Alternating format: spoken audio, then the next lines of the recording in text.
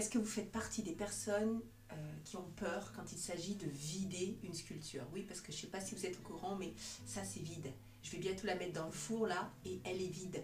Donc restez avec moi jusqu'à la fin de cette vidéo et je vais vous montrer comment ne plus avoir de stress au moment de couper et de vider votre sculpture.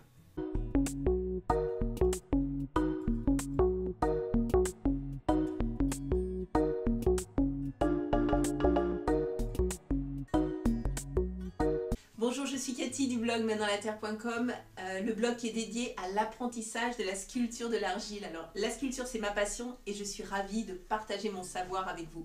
D'ailleurs, je vous conseille vraiment de vous abonner à la chaîne parce qu'il y a énormément de contenu qui va vous aider dans votre apprentissage. Et puis, j'ai aussi quelque chose pour vous, un cadeau. Mon e-book « Réussir ma première sculpture facilement ». Alors c'est très simple, hein, pour l'obtenir, il suffit de cliquer sur le lien dans la description ou alors sur les liens qui s'affichent, de me donner votre email et votre prénom et vous allez le recevoir dans votre boîte de réception. Voilà, c'est avec plaisir que je vous l'offre. Je pense qu'il va vraiment vous aider pour vos premiers pas les mains dans la terre. Pourquoi vous devez vider votre sculpture? Oui, après tout, pourquoi vivre ce moment stressant et pourquoi ne pas mettre votre sculpture entière dans le four? Aucun céramiste ou potier digne de ce nom ne voudra cuire une sculpture pleine. Et voici pourquoi. Déjà, au niveau du séchage, l'argile bouge et les premières rétractations apparaissent. Lorsqu'une pièce est vide, cela permet à l'air de circuler et de faciliter un séchage régulier. Lors de la cuisson, qui je vous rappelle est au minimum 980 degrés pendant 24 heures, 12 heures de montée en température et 12 heures de refroidissement, l'air se dilate et pousse sur les parois. Attention à un point important, n'oubliez jamais de laisser un petit trou afin que l'air puisse s'échapper. C'est une véritable transformation alchimique qui s'opère. On passe d'une matière transformable à une matière inerte, dont la forme sera figée pour toujours. En effet, si je mets une sculpture non cuite sous la pluie, 1 heure après, j'obtiens un tas de terre humide. La même œuvre cuite restera simplement mouillée. S'il reste une petite bulle d'air emprisonnée dans la masse, elle peut faire exploser votre terre. Même chose s'il y a trop de grandes différences entre les parties.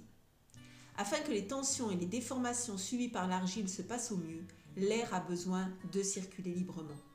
Plus son passage sera régulier, moins vous aurez des surprises désagréables à l'ouverture du four. Et même si vous utilisez de l'argile sans cuisson, je vous conseille quand même de vider vos œuvres, et ceci pour plusieurs raisons. En premier, vous allez faire des économies. L'argile sans cuisson est beaucoup plus chère que l'argile à cuire. Autant récupérer de la matière avec laquelle vous pourrez sculpter d'autres réalisations. En second, même si vous n'avez pas les contraintes de cuisson, s'il y a de trop grandes différences d'épaisseur entre les parties d'une sculpture, cela peut créer des fissures au séchage, voire des décollements. Sans vider vos sculptures de façon aussi poussée que pour une argile à cuire, creusez pour diminuer les tensions. Quand est-ce que vous devez vider votre sculpture? En principe, vous devez penser à vider votre œuvre quand l'argile a déjà séché en surface et que son cœur est encore frais et meuble. Mais surtout lorsque la forme générale est finie, juste avant les détails. Car en coupant, vous risquez de les endommager alors que vous avez passé tellement d'heures à les faire. Ou couper pour bien vider votre sculpture. Suivant la forme de votre sculpture, vous allez la couper de manière différente. Et même certaines œuvres n'auront pas besoin d'être coupées pour les vider. C'est possible avec une œuvre pas trop haute ni trop compliquée. Vous pourrez atteindre tout l'intérieur par en dessous. Sur une œuvre complexe, regardez votre pièce sous toutes les coutures et choisissez des parties où les recollements seront plus faciles. Il est évident que vous n'allez pas couper vos œuvres en plein milieu d'un visage. Les bons gestes. Comme souvent en modelage, vos gestes doivent être doux. L'argile répond à votre énergie. Lorsque vous videz votre sculpture, prenez votre temps. Ne faites pas cela à la va-vite. C'est un moment délicat qui demande un peu de concentration. Utilisez votre pouce et votre index pour valider l'épaisseur qui reste et rectifier si nécessaire. Les bons outils. Pour bien couper, vous avez plusieurs solutions. Soit un fil spécial idéal si votre sculpture n'a pas trop durci, soit un couteau pointu. Avant de procéder, tracez d'abord un trait. Une fois vos morceaux séparés, posez-les délicatement sur un morceau de mousse ou des chiffons, afin d'éviter des déformations. Vous avez besoin de 2 mirettes à fil coupant pour vider la plupart des sculptures. Une grande pour dégrossir et une petite pour aller dans les recoins. Et également un petit couteau pour strier, un petit pic en bois ou en métal et de la barbotine pour recoller. Comment bien vider votre sculpture? J'ai pris comme exemple ce buste de nu féminin. C'est une forme assez ramassée et compacte, donc assez facile au niveau du vidage. J'aurais pu essayer de la vider par en dessous, mais à cause de sa hauteur, je suis obligée de le couper. Je coupe au niveau de la taille. Cela me permet d'avoir une plus petite surface à recoller et surtout, je tiens compte de la pesanteur. Si j'avais coupé dans le sens de la hauteur, celle-ci n'exercerait pas sa fonction naturelle. Prenez un des morceaux et marquez avec un pic l'épaisseur de la paroi que vous devez laisser. Environ 1 cm, mais cela dépend de la taille de l'œuvre. Puis, commencez à retirer l'argile doucement. Dégrossir avec la grande mirette, puis avec la plus petite pour aller dans les angles et les courbes. Vos gestes doivent suivre les creux et les volumes. Adaptez-les en fonction. N'oubliez pas de mettre l'argile que vous récupérez sous plastique. Comme ce sont des petits bouts, ils sèchent vite. Une fois que vous avez vérifié vos parois, passez vos doigts à l'intérieur pour bien plaquer l'argile contre celle-ci. Il est temps maintenant de refermer, dans le bon sens évidemment, guillocher, c'est-à-dire strier les surfaces qui vont se trouver en contact, puis ajouter généreusement de la barbotine et refermer.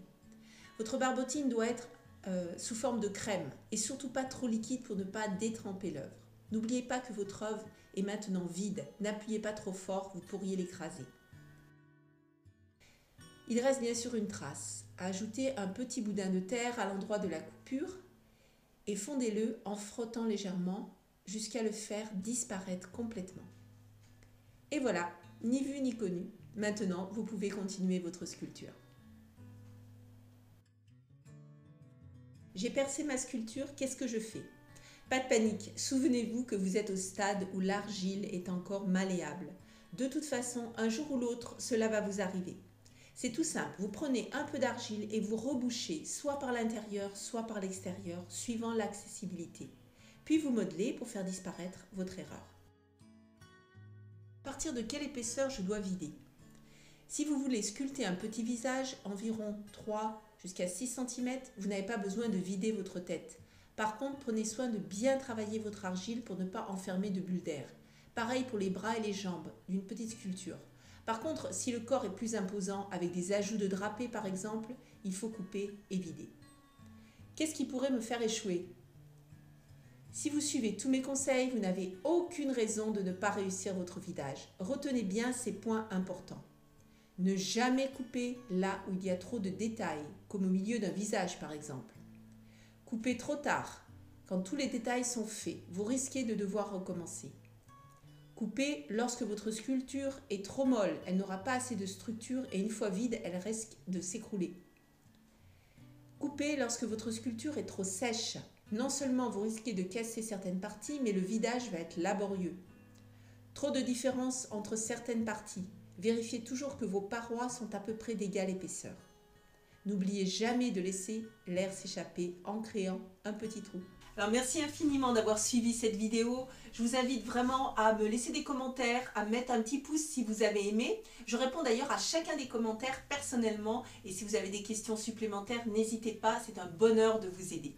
N'oubliez pas aussi de télécharger votre cadeau, vous avez le lien juste en dessous dans la description. À bientôt.